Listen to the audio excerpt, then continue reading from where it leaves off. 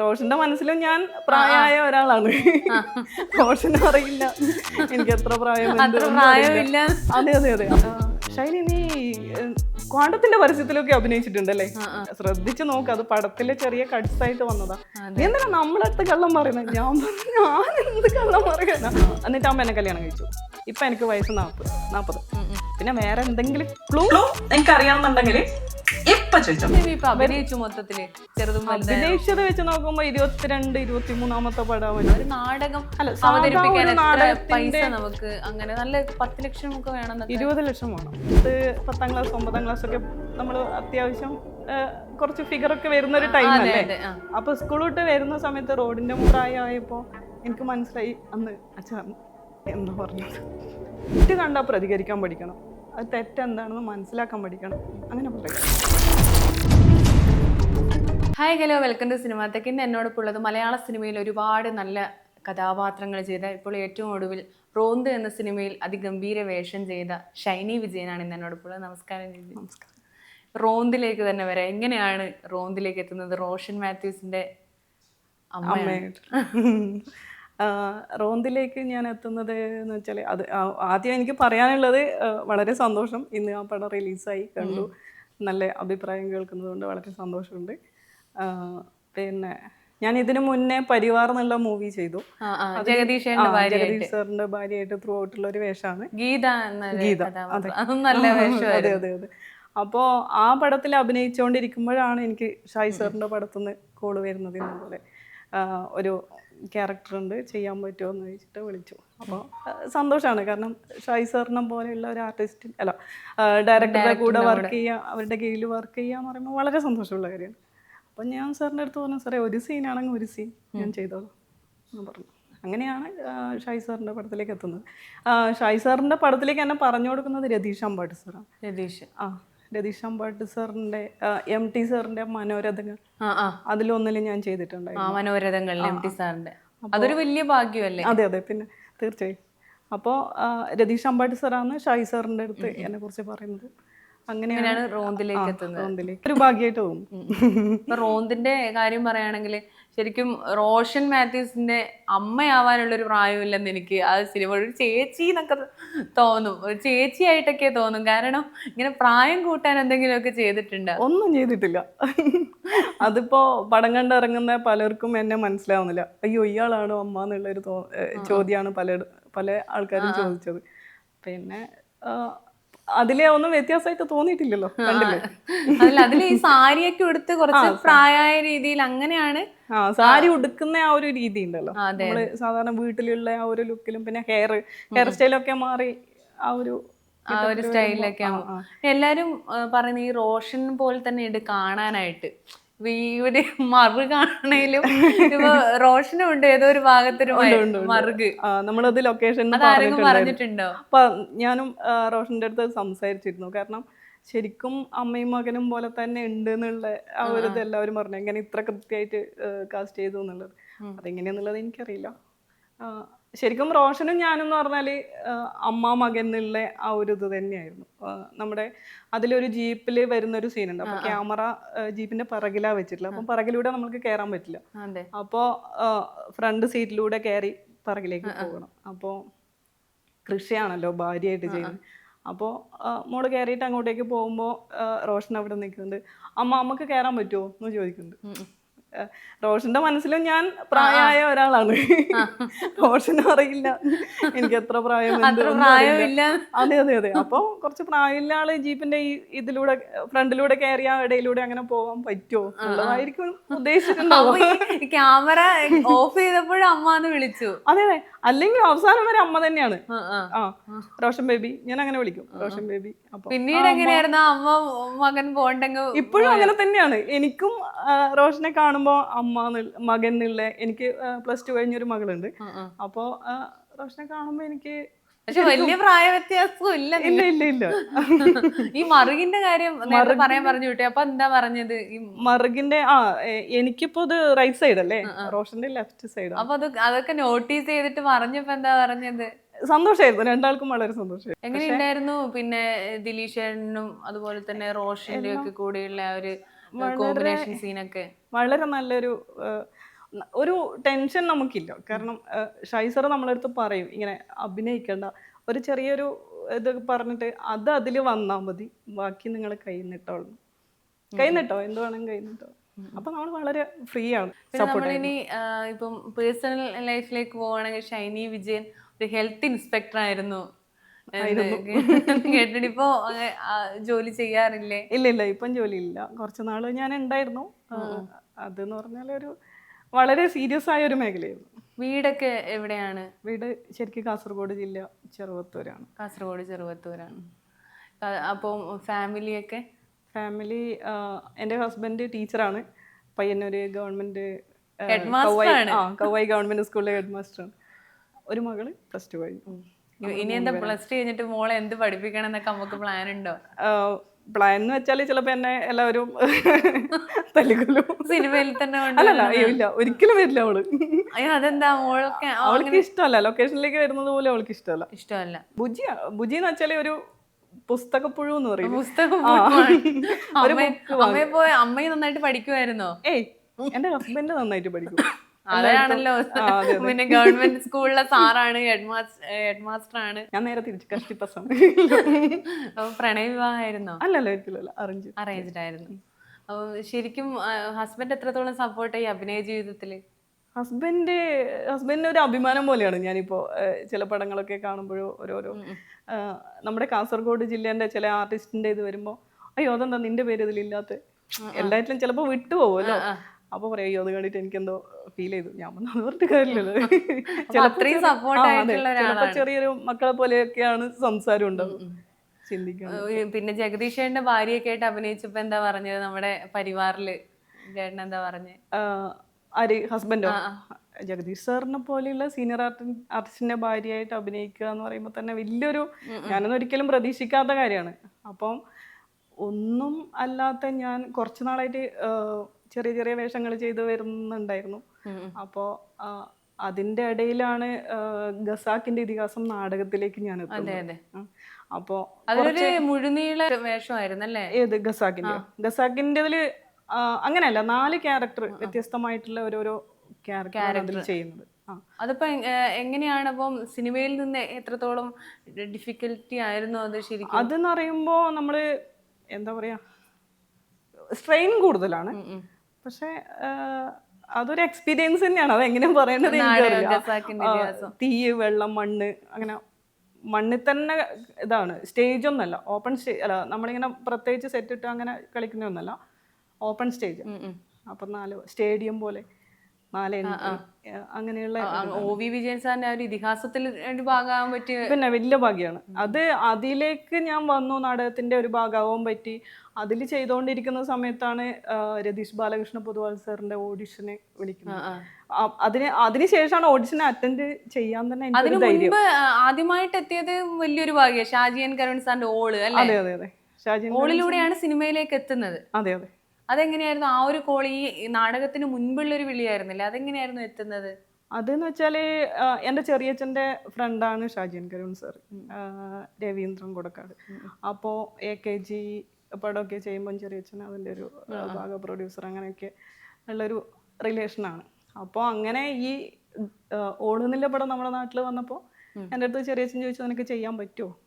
അപ്പം ഞാൻ പറഞ്ഞു പറ്റും. രണ്ടും കൽപ്പിച്ച് പറഞ്ഞതാണ്, പറ്റുന്നത് കൊണ്ട് പറഞ്ഞതൊന്നല്ല. അപ്പോൾ പറഞ്ഞ പോലെ ഞാൻ പോയി, ലൊക്കേഷനിലേക്ക് പോയപ്പോൾ ഷഹീർക്കായിരുന്നു അസോസിയേറ്റ്. ഷഹീർഖാൻ്റെ സംസാരം പൊതുവെ ഒരു സ്ട്രിക്റ്റ് ആയ പോലെ സംസാരം, അങ്ങനെ തന്നെയാണ് ആള്. അപ്പോൾ എൻ്റെ അടുത്ത് ചോദിച്ചു, ചെയ്യാൻ പറ്റുമോ? കോസ്റ്റ്യൂമിലൊക്കെ അവിടെ എത്തി. അതില് എസ്തറിനെ കൊല്ലുന്ന കഥാപാത്രത്തിന്റെ ഭാര്യയാണ്. അപ്പോ അമ്പിളി നമ്മുടെ ഇതില് അമ്പിളി സുരേഷിന്റെയും സുമലതന്റെയും പ്രണയകഥയിൽ. അപ്പൊ ഓളില് ഞാൻ ഇതുപോലെ ലൊക്കേഷനിൽ എത്തി, അങ്ങനെ ചോദിച്ചു ചെയ്യാൻ പറ്റുമോ? അപ്പം പറ്റും.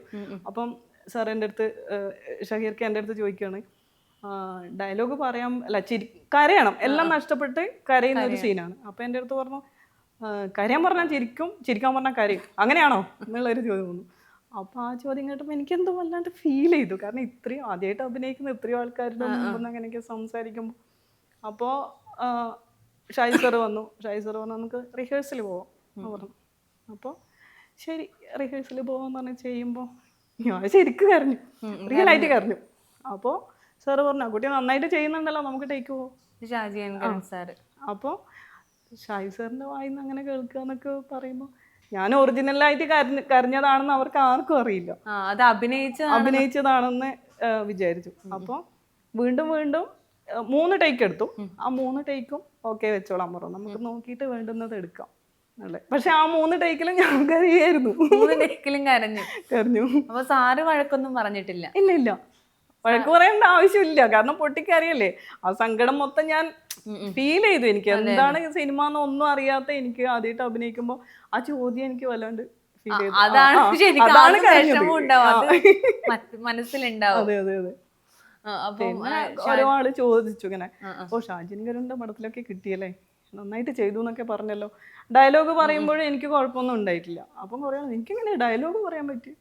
പക്ഷെ ആ സമയത്ത് നമ്മൾ കേട്ടു, സംസാരിച്ചു, അതേപോലെ പറഞ്ഞു, അത്രേ ഉള്ളൂ. അതിൽ ഇന്ദ്രൻ സാറിന്റെ ഒരു ഭയങ്കര വൈറലായിട്ടുണ്ടായിരുന്നു ആ കടത്ത് തോണിയില് ഇന്ദ്രൻ സാറിന്റെ പിന്നെ രണ്ടുപേരും പോകുന്നത്. പിന്നീട് അതെന്തോ ഒരു ചർച്ചയായിട്ടൊക്കെ ഒരു പരിവാറിന്റെ സമയത്ത് ഭയങ്കര അതെന്തായിരുന്നു?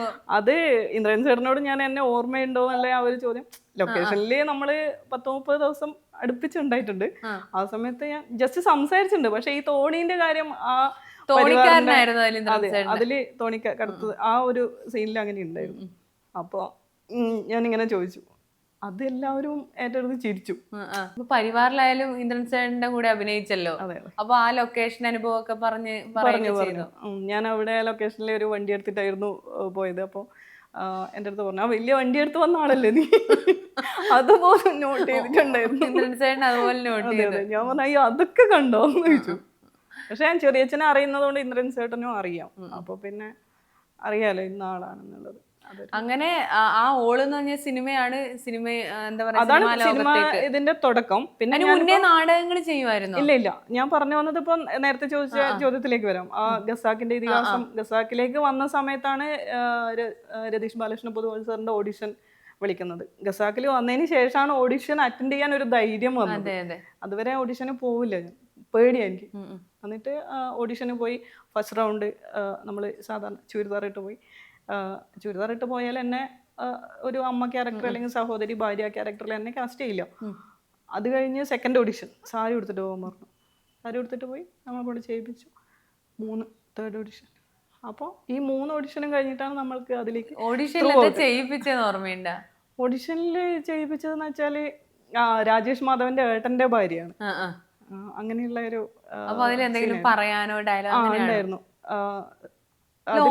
ആദ്യത്തെ ഓഡിഷൻ അല്ല, ഓഡിഷൻ അതിന് മുന്നേ ഒന്നാം കേസോടിന്റെ ഓഡിഷന് ഞാൻ പോയിട്ടുണ്ട്. ആ സമയത്ത് എനിക്ക് കിട്ടിയിട്ടില്ല.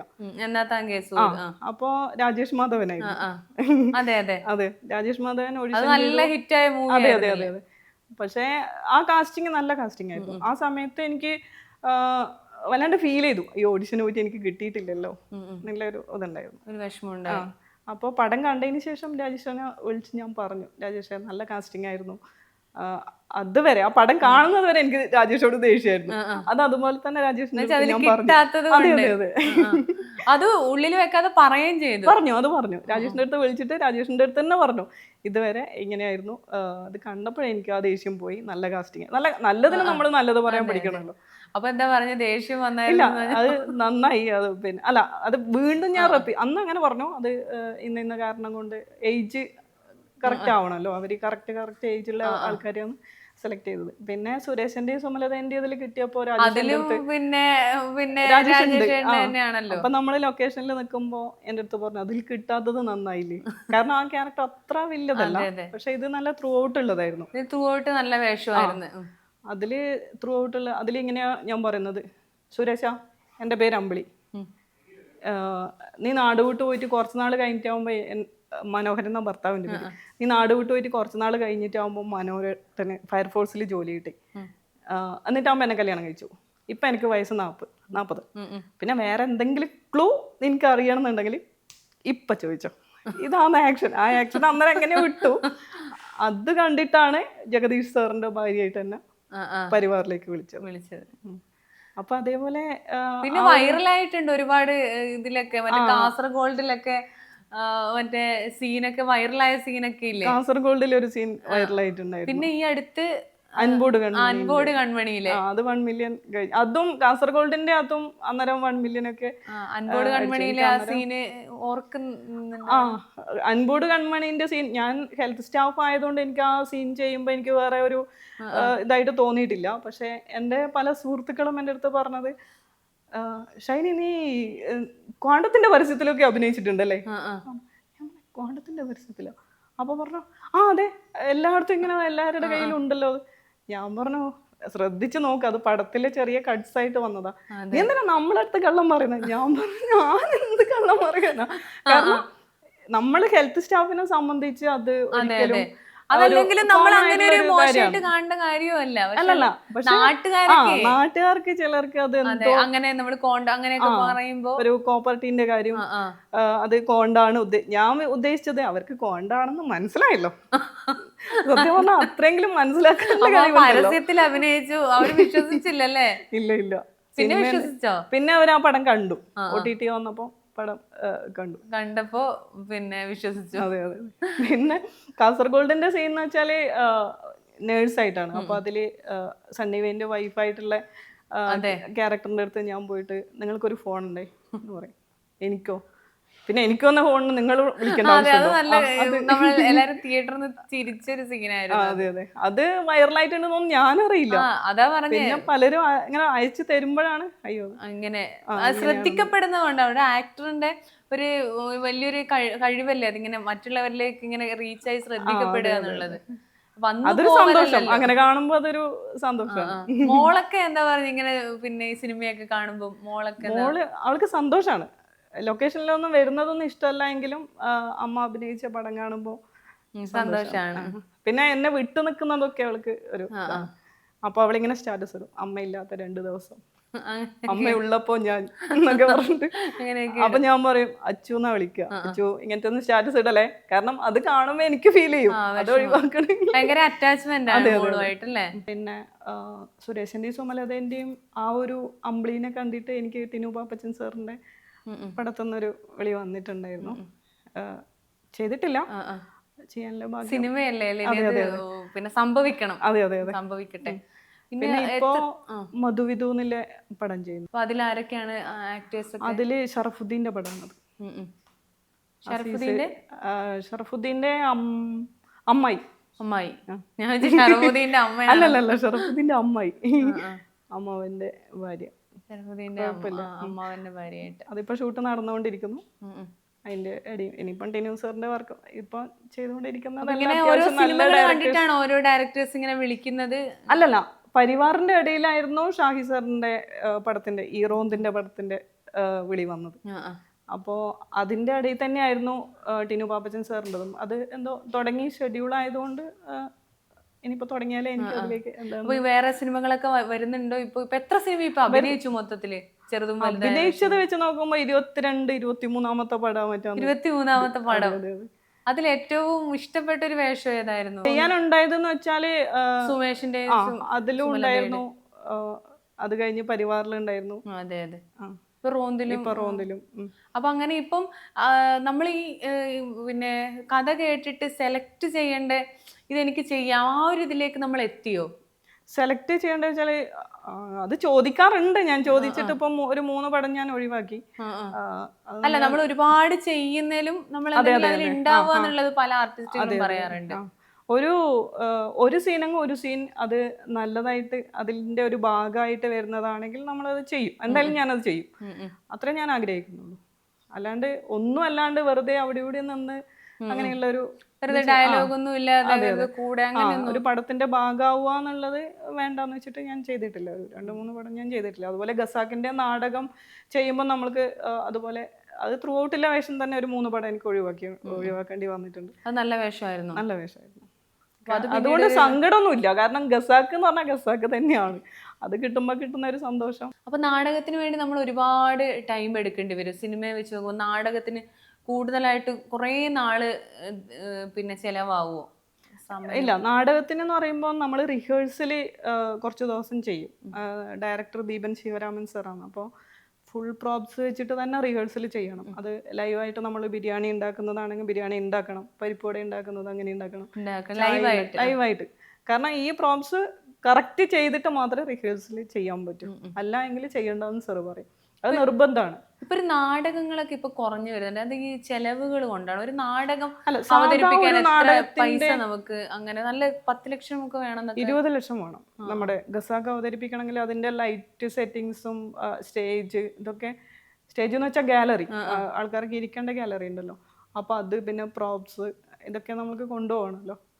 അപ്പൊ അതിന്റെ 20 ലക്ഷം അത്ര ഉണ്ടെങ്കിൽ നമുക്കൊരു നാടകം കാണാൻ പറ്റും. ആ നാടകം കാണുക എന്ന് വെക്കുന്നത് ഇപ്പൊ ഞാനതിൽ ചെയ്യുന്നത് കൊണ്ട് പറയുന്നതല്ല, ഗസാക്കിന്റെ ഇതിഹാസം നോവല് വായിച്ച ഏതൊരാൾക്കും ആ കഥയെ കുറിച്ച് എനിക്ക് ഭയങ്കര ഇഷ്ടപ്പെട്ടു. അതൊന്ന് കാണണമെന്ന് ആഗ്രഹമുണ്ട്. ഇനിയും നാടകം ചെയ്യുമോ?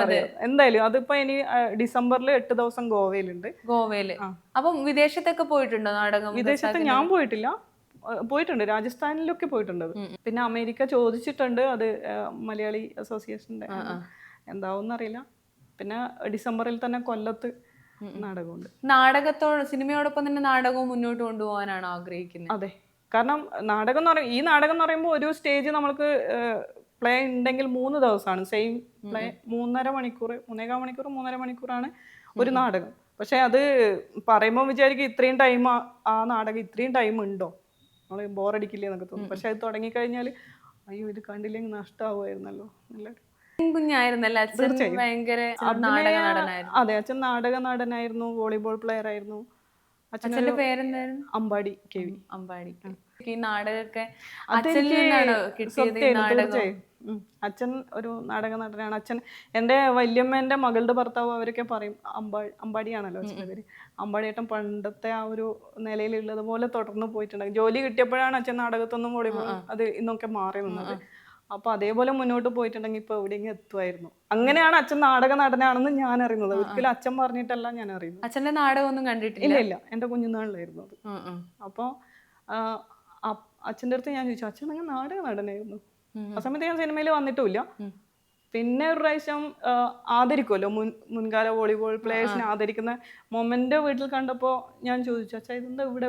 എനിക്ക് വോളിബോൾ ഭയങ്കര ഇഷ്ടമാണ്. ഇങ്ങനെ ക്ലബിൽ നമ്മൾ പിള്ളേർ കളിക്കാനൊക്കെ പോകുമ്പോൾ വോളിബോൾ കളിക്കാനാണ് എനിക്ക് കൂടുതൽ ഇഷ്ടം. പക്ഷെ പലപ്പോഴും നമ്മൾക്ക് ആൺപിള്ളേർ കളിക്കുമ്പോൾ പന്ത് കിട്ടാതിരിക്കും.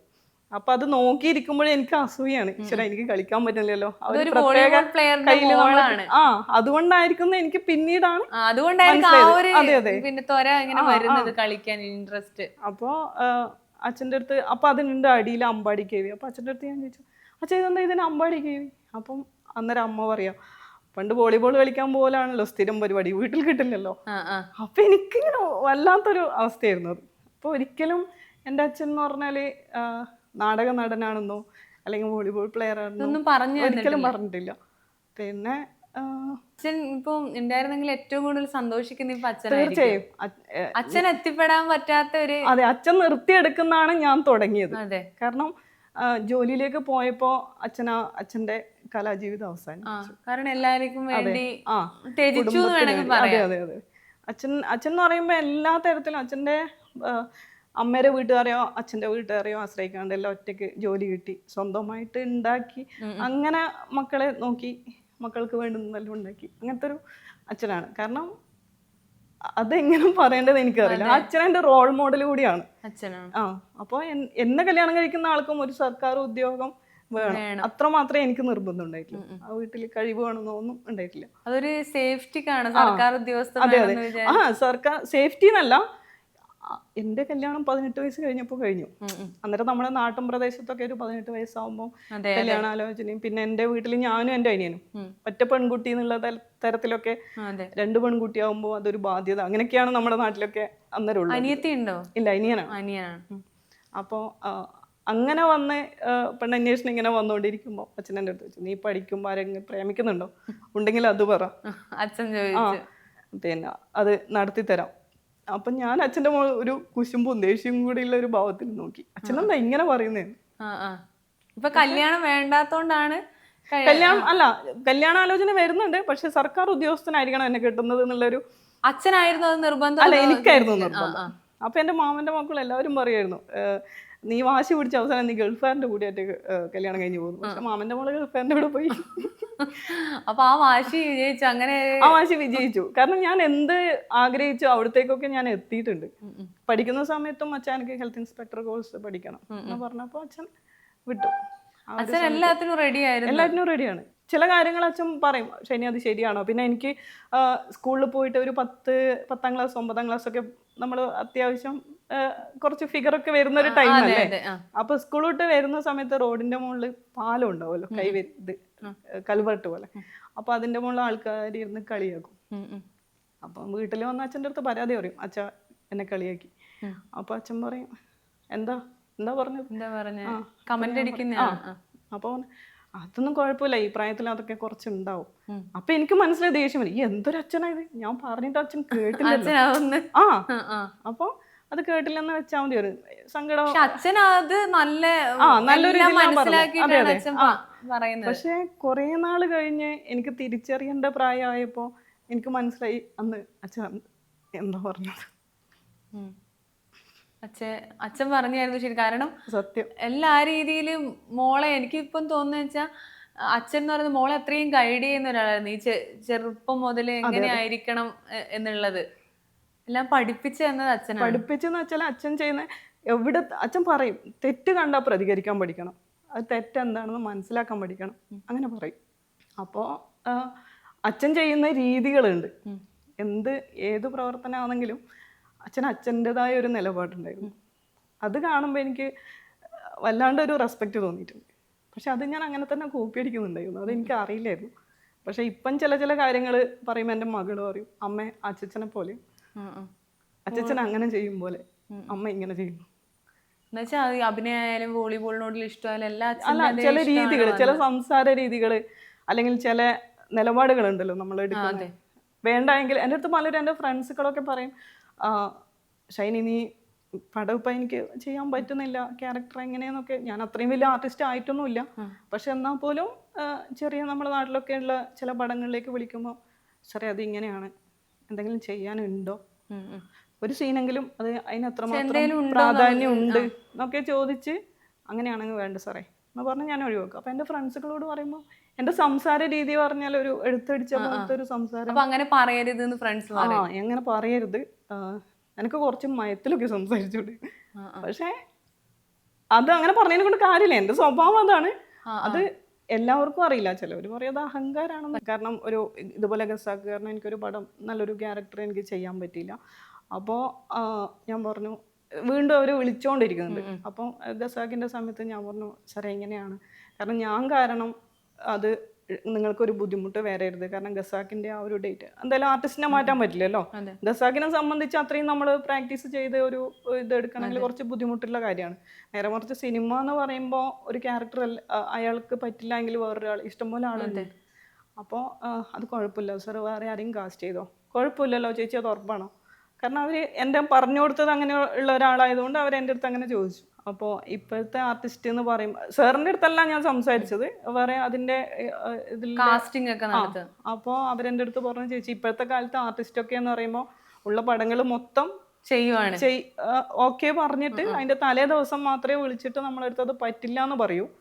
അപ്പം നമ്മൾ അന്നേരം നെട്ടോട്ടോടും. അപ്പോൾ ചേച്ചി ചെയ്യുന്ന വലിയൊരു കാര്യമാണ്. അപ്പോൾ അടുത്ത പടത്തിലേക്ക് നമ്മൾ എന്തായാലും വിളിക്കും അങ്ങനെ പറഞ്ഞു. അപ്പൊ അതിനുശേഷം ഒരു പടം വിളിച്ചു അവര്, പക്ഷെ ആ പടം നടന്നിട്ടില്ല, എന്തോ ചെറിയ പ്രശ്നം കൂടെ നടക്കുമായിരുന്നു. അപ്പൊ നാടകവും നല്ല ഇഷ്ടം കൊണ്ട് ചെയ്തതാണോ ഗസാക്കിന്റെ ഇതിഹാസം? ഗസാക്കിന്റെ ഇതിഹാസം എന്ന് പറഞ്ഞാല് ഇഷ്ടം കൊണ്ട് എന്ന് വെച്ചാല് ഗസാക്കിന്റെ ഇതിഹാസത്തിലേക്ക് വരാൻ എന്നെ അതിൽ ആദ്യം ഉണ്ടായ 2-3 ആൾക്കാർക്ക് അസൗകര്യം കൊണ്ട് ചെയ്യാൻ പറ്റാതായി. അപ്പോൾ വിളിച്ചപ്പോൾ ഫസ്റ്റ് നാടകം കാണാൻ തന്നെ പോകുമ്പോൾ എൻ്റെ ഹസ്ബൻഡ് പോകുമ്പോൾ വിളിച്ചു തന്നെ. ഞാൻ പറഞ്ഞു ഞാൻ വരുന്നില്ല, നിങ്ങൾ പോയി കണ്ടോ. അപ്പോൾ വന്നിട്ട് എൻ്റെ അടുത്ത് പറഞ്ഞു നേരത്തെ പറയണ ടിക്കറ്റ് കിട്ടുന്നില്ല. അപ്പോൾ അങ്ങനെ പോയി വന്നു ഇവർ, ഞാൻ വരുന്നില്ല എന്ന് പറഞ്ഞാൽ അവർ പോയി കണ്ടു വന്നു. എനിക്ക് ഭയങ്കര നഷ്ടമായിരുന്നു, നല്ല നാടകമാണ്. അപ്പം ഞാൻ എന്ത് നാടകം, അങ്ങനെയായിരുന്നു ആ സമയത്ത് എൻ്റെ ഒരു നിലപാട്. അത് കഴിഞ്ഞ് ഇതിലേക്ക് എന്നെ വിളിച്ചുകൊണ്ട് നിന്നത് നമ്മുടെ വീട്ടിൻ്റെ അടുത്തുള്ള ഒരു ഗോപാലകൃഷ്ണേട്ടനുണ്ട്. 41 ത്രൂ ഔട്ട്, ലാൽ ജോസ് സാറിൻ്റെ 41 ത്രൂ ഔട്ട് വേഷം ചെയ്ത് ഗോപാലകൃഷ്ണേട്ടനാണ് എന്നെ വിളിച്ചത്. അപ്പോൾ എൻ്റെ അടുത്ത് പറഞ്ഞു ഷൈനി നല്ല വേഷമാണ്, നീ അത് ചെയ്യ്. പിന്നെ സിനിമ ചെയ്യാൻ പറ്റൂല ഇതൊക്കെ, കാരണം എനിക്ക് എൻ്റെ മനസ്സിൽ ആ സമയത്ത് സിനിമയാണ് വരുന്നത്. അപ്പോൾ ഞാൻ പറഞ്ഞു ഗോപാൽ ചേട്ടാ ഇങ്ങനെ പറഞ്ഞാൽ എങ്ങനെ ശരിയാവും? അപ്പോൾ ലാസ്റ്റ് നീ വന്നിട്ടൊന്ന് കണ്ടിട്ട് പോ, ഡയറക്ടർ കാണട്ടെ, വേണമെങ്കിൽ നീ ചെയ്താൽ മതി. അങ്ങനെയാണ് നാടകത്തിലേക്ക് മനസ്സിലാ മനസ്സോടെ പ്രാഗിക്കൊണ്ടൊക്കെയാണ് പോയത്. പക്ഷെ നാടകം ചെയ്യാൻ തുടങ്ങിയപ്പോൾ നല്ലത്. പിന്നെ ഒരു 3-4 റിഹേഴ്സൽ കഴിയുമ്പോഴും നമ്മളെ എൻട്രി എവിടുന്നാണെന്നുള്ളത് നമുക്കത് മനസ്സിലാവില്ല. കാരണം അന്നേരം നോവൽ വായിച്ചിട്ടില്ല. പിന്നെ വായിച്ചു. അപ്പോൾ എൻ്റെ കൂടെ നമ്മൾ 2 പേരുണ്ടായിരുന്നു. അവരുടെ അടുത്ത് സംസാരിച്ചപ്പോൾ എൻ്റെ അടുത്ത് അവള് പറഞ്ഞു, എടി ഇത് ബുജികൾക്ക് പറ്റിയ നാടകമാണ്, നമുക്കൊന്നും പറ്റത്തില്ല. പിന്നെ നോവല് വായിച്ച് ഏകദേശം പിന്നെ ബുദ്ധിയായി. അമ്മ നല്ല സപ്പോർട്ടാണോ? അമ്മ സപ്പോർട്ടാണോന്ന് വെച്ചാൽ സപ്പോർട്ടാണ്. ഇപ്പം ഞാൻ വരുമ്പം മോളെ നോക്കുന്നതൊക്കെ അമ്മയാണ്. പക്ഷെ അച്ഛൻ എന്ന് പറയുമ്പോൾ അച്ഛനാണ് എൻ്റെ എല്ലാം. അച്ഛൻ മരിച്ചതോടെ ഞാൻ മൊത്തം ഒരു ഇതായി. പിന്നെ സമാധാനിക്കും, അച്ഛൻ്റെ ഒരു ഭാഗം തന്നെയാണല്ലോ ഞാൻ എന്നുള്ളൊരു അനുഗ്രഹമുണ്ട്. തീർച്ചയായും. കുറെ വർഷമായി അച്ഛൻ മരിച്ചിട്ട് ഇപ്പോൾ ഒരു 6 വർഷമായി. അച്ഛൻ്റെ കാര്യം എന്ന് പറഞ്ഞാൽ അച്ഛനെ ചോദിച്ചെങ്കിൽ ഞാൻ ആകെ മൊത്തം ഉണ്ടാവുള്ളൂ. ഇപ്പോഴും അത് പലരും പറയും മരിക്കുന്ന ആ ഒരു ആദ്യത്തെ സമയം മാത്രമേ ഉണ്ടാവൂ, കുറച്ച് നാൾ കഴിയുമ്പോൾ മറക്കും. ക്യാൻസർ ആയിരുന്നു, 4th സ്റ്റേജ് ആയിരുന്നു. മറക്കുന്നു നമ്മൾ ഒരിക്കലും മറക്കാം, നമ്മളെ മനസ്സിൽ തങ്ങി നിൽക്കുന്ന വേദനയായിരിക്കും. അതെ അതെ. അത് വല്ലാണ്ട്. ഈ അടുത്ത ദിവസം എൻ്റെ വീട്ടിൽ ഒരു ഞണ്ടുണ്ടല്ലോ. കഴിഞ്ഞ ദിവസം എൻ്റെ മോളെ എനിക്ക് ഒരു ഞണ്ടിൻ്റെ വീഡിയോ അയച്ചു. എൻ്റെ വീടിൻ്റെ മുറ്റത്തൂടെ ഞണ്ട് പോകുന്നത്. കാരണം കുറച്ചടുത്ത് പുഴയുണ്ട്, അപ്പോൾ പുഴമീൻ കിട്ടും. അപ്പോൾ അച്ഛൻ ചിലപ്പം ലീവുള്ള ദിവസമൊക്കെ പോയിട്ട് പുഴയിൽ അപ്പോൾ കൊണ്ടുവരുന്ന സമയത്ത് ഇതുപോലെ ചെറിയ ഞണ്ടുണ്ടാവും. അപ്പോൾ ആ സമയത്ത് ഈ ഞണ്ട് പോകുന്ന മുറ്റത്തൂടെ പോകുമ്പോൾ എനിക്കത് വല്ലാണ്ട് ഫീൽ ചെയ്തു. അച്ഛൻ ഞാൻ ചോദിച്ചു, അച്ഛോ എവിടുന്നാ ഞണ്ടിനെ കിട്ടി? അച്ഛൻ ഉണ്ടാകുമ്പോഴല്ലേ വീട്ടുമുറ്റത്ത് ഞണ്ട് ഉണ്ടാവാറ്. അതൊക്കെ ഒരു അതെ അതെ അതെ. കാരണം അച്ഛൻ പുഴയിൽ പോയി വരുമ്പോൾ ഇതുപോലെ ചെറിയ ഞണ്ടിനെ പിടിച്ചിട്ട് ചിലപ്പോൾ വന്നിട്ട് അനിയൻ്റെ കുഞ്ഞുണ്ടായിരുന്നു, അപ്പോൾ അല്ലെങ്കിൽ എൻ്റെ മോളുണ്ടാകുമ്പോഴും അതിനെ കളിപ്പിക്കാനും അങ്ങനെയൊക്കെ, അങ്ങനത്തെ ഒരു ഇതായിരുന്നു. അതെ, നമ്മളതൊന്നും ഒരിക്കലും മറക്കാൻ പറ്റാത്ത വിഷമം. ആൾക്കാർക്ക് പറയാം കുറച്ചു കാലം കഴിഞ്ഞാൽ മറക്കും എന്നൊക്കെ, കാലം വായിക്കാത്ത മുറിവില്ലാന്നൊക്കെ. പക്ഷെ ഈ വേദനയൊന്നും അച്ഛനമ്മ അവര് നമ്മളെ വിട്ടുപോകുന്നത് ഒരിക്കലും പകരം വെക്കാൻ പറ്റാത്ത. പക്ഷെ അച്ഛൻ ഉണ്ടാകുമ്പോൾ നമ്മൾക്ക് ഒന്നും അറിയണ്ടായിരുന്നു. അച്ഛൻ ഇല്ലാതായപ്പോൾ നമ്മൾ വീട്ടിന്റെ ചുമരൊക്കെ ഇല്ലാതെ നമ്മൾ ഒരു കിടക്കുന്ന ഒരു നമ്മളെ മനസ്സിന്റെ അവസ്ഥ എന്ന് പറയുമ്പോൾ അങ്ങനത്തെ കെട്ടിടം മാത്രം. അതെ അതെ അതെ. കാരണം പലപ്പോഴും ആലോചിക്കും അച്ഛനും ഉണ്ടായിരുന്നെങ്കിൽ ഇത്ര സന്തോഷമായിരുന്നു ഒരു ചിന്ത വരും. പിന്നെ മക്കളിലൂടെയൊക്കെ മോളിലൂടെയൊക്കെ അങ്ങനെ മറക്കാൻ ശ്രമിക്കുന്നു, അതെല്ലാവരും ശ്രമിക്കുന്നു. പക്ഷെ എന്നാലും അച്ഛൻ തന്നെയാണ്. അതെ, അത്രയും അത് മറക്കാൻ പറ്റില്ലായിരിക്കും. മറക്കാൻ പറ്റില്ല എന്ന് വെച്ചാൽ ആ ഒരു ഫീലിംഗ് പലപ്പോഴും നാടകം ചെയ്യുമ്പോൾ ഞാൻ ആലോചിക്കും, പ്രാർത്ഥിക്കുന്ന സമയത്ത് അച്ഛനെയാണ് ഞാൻ പ്രാർത്ഥിക്കുക. നാടകം സമയത്ത് അച്ഛൻ ഒരുപാട് വർഷം നാടകം ചെയ്തിട്ടുണ്ടോ? പ്രൊഫഷണൽ നാടകമായിരുന്നോ? നാട്ടിൽ തന്നെ ഒരു ടീം ഉണ്ടായിരുന്നു, അങ്ങനെ ഉണ്ടായിരുന്നു. ജോലി കിട്ടിയപ്പോൾ എല്ലാം കലാപരമായിട്ടുള്ള എല്ലാ കാര്യം നിർത്തി വെച്ച അച്ഛൻ. പിന്നെ വേറെ എന്തൊക്കെയാണ് കഴിവുകൾ ഈ അഭിനയം അല്ലാതെ? എന്തൊക്കെയാ? അഭിനയം അല്ലാണ്ട് പ്രത്യേകിച്ച് എനിക്ക് അത്യാവശ്യം സ്റ്റിച്ച് ചെയ്യുന്ന വെച്ചാൽ ചുരിദാറൊക്കെ സ്റ്റിച്ച് ചെയ്യത്രേ ഉള്ളൂ. പിന്നെ ഹെൽത്തിൽ വർക്ക് ചെയ്തിട്ടുണ്ടായിരുന്നു. ഹെൽത്തിൽ വർക്ക് ചെയ്ത് വെച്ചാൽ അത് ഹെൽത്ത് ഇൻസ്പെക്ടർ കോഴ്സ് കഴിഞ്ഞതുകൊണ്ട് ജൂനിയർ ഹെൽത്ത് ഇൻസ്പെക്ടറായിട്ട് കോവിഡ് കാലത്ത് പ്രത്യേകിച്ച് ആ സമയത്ത് മുൻനിര പോരാളികളായിട്ട് ചെയ്യാൻ പറ്റും. കോവിഡ് കാലത്ത് പക്ഷെ അവസാനം വരെ ചെയ്തപ്പോഴും കോവിഡ് വന്നിട്ടില്ല എന്നുള്ളൊരു ഭാഗ്യം ഉണ്ടായിരുന്നു. കോവിഡ് വന്നിട്ടില്ല. ഇല്ല ഇല്ല ഇല്ല. പിന്നെ ഡോക്ടർമാർ ചെയ്യുമ്പോൾ തന്നെ സ്വാബ് എടുക്കാൻ പറ്റി. അത് ശരിക്കും ജൂനിയർ ഹെൽത്ത് ഇൻസ്പെക്ടർമാർ ചെയ്യേണ്ട കാര്യമല്ല, സ്വാബ് എടുക്കുക എന്നൊക്കെയുള്ള ഒരു സംഭവം കാസർഗോഡ് ജില്ലയിൽ ഞാനായിരുന്നു അന്നേരം ആ സമയത്ത്. ഹെൽത്ത് ഇൻസ്പെക്ടർ ജൂനിയർ ഹെൽത്ത് ഇൻസ്പെക്ടർമാരെ അതിൽ ഞങ്ങളാ ചെയ്തത്. ശരിക്കും അത് നഴ്സുമാരും തീർച്ചയായും അഭിമാനത്തോടെ ചെയ്യാൻ പറ്റിയൊരു കാര്യമാണ്.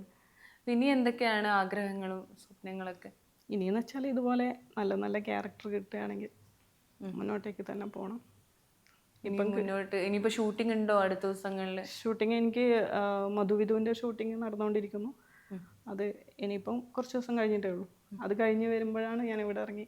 ഇപ്പം ഒരുപാട് സന്തോഷം. ഇനി ഒരുപാട് നല്ല വേഷങ്ങൾ ചെയ്യാൻ പറ്റട്ടെ, ഇഷ്ടമുള്ള വേഷങ്ങളൊക്കെ ചെയ്യാൻ പറ്റട്ടെ എന്ന് ആശംസിക്കുന്നു. Thank you. Thank you.